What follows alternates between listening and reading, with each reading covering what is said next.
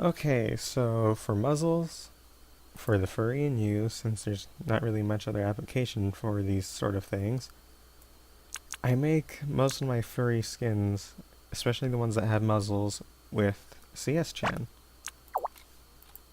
For all the muzzles I make, I haven't made any others that don't follow this.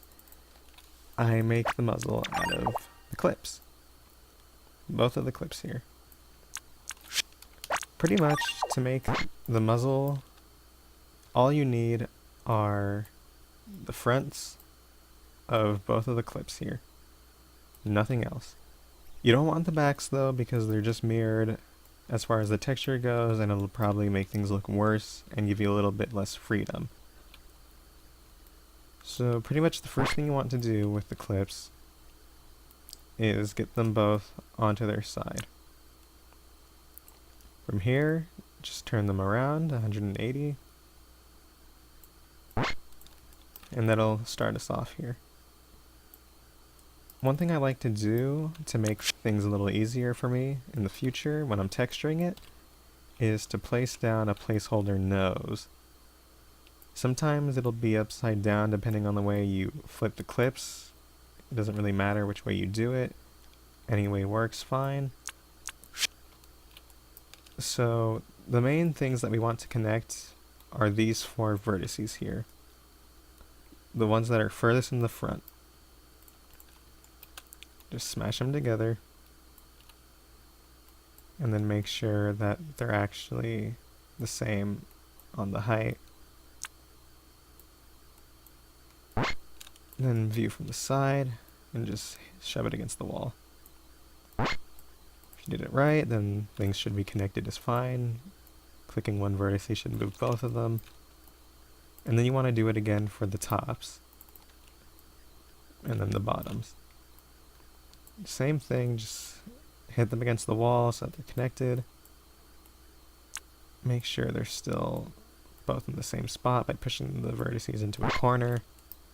View from the side, and just hit it against the boundary. If you did it right, then everything should move as one vertex. The ideal shape is now complete. The front and middle are connected, and then you have the back open to shape as you please. Now, depending on how you want to make this, you'll probably be shaping the muzzle in a number of ways. Like for this bark skin, I'll put it back to how it was.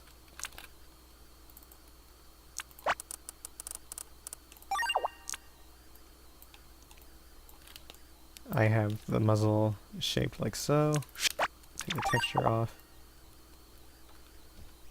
And as you can see, I made it match up with the face texture.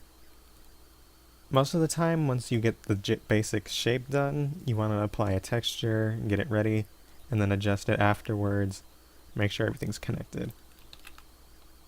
And as you can see, it looks almost seamless, and it works fine. For this particular skin, since part of the muzzle is shoved in so much into the face, I was able to paint black onto it, and then take the back sides of the clips that I usually wouldn't use, and use those to make a nose extension.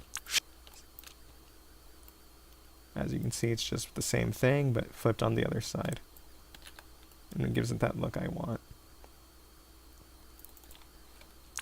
However, the downside is that you can't texture a mouth, because if you do, it'll only be one expression, or you can barely change it. If you want to actually be able to make a mouth, then you'll probably want something more like the Lucario skin I made, where the muzzle is above the mouth, but still connected to the face. It's a lot smaller in shape, and it takes up a bigger portion of the nose area, but if you want to be able to make the face, then this is what you want. Same thing as before, shape it as usual, and then the back side you can close it off as much as you want for the shape. The bottom part especially is one of the more important parts, because the further away from the chin you have it, the more this will show up right here. And I'm not sure if that's something you want near the mouth and chin. So ideally you just want to push it in as far as it needs to be so that that's not visible. But sometimes if you want to get a different shape, then you can pull it in even further to give it a bit more of a rectangular look to it. That's about all I can really say on the matter.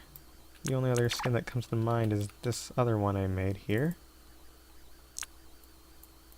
where the mouth is connected onto the muzzle polygons and also the face to allow me to get subtle changes in the face.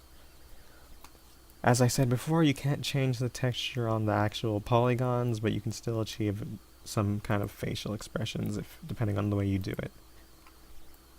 That's all I really have to say on the matter. If this doesn't help you, I'm sorry. I'm not very good at tutorials, but I hope this will help you get started at least. And that's all. I'll see you later in the next video, whatever that'll be, whenever I upload it. Bye-bye.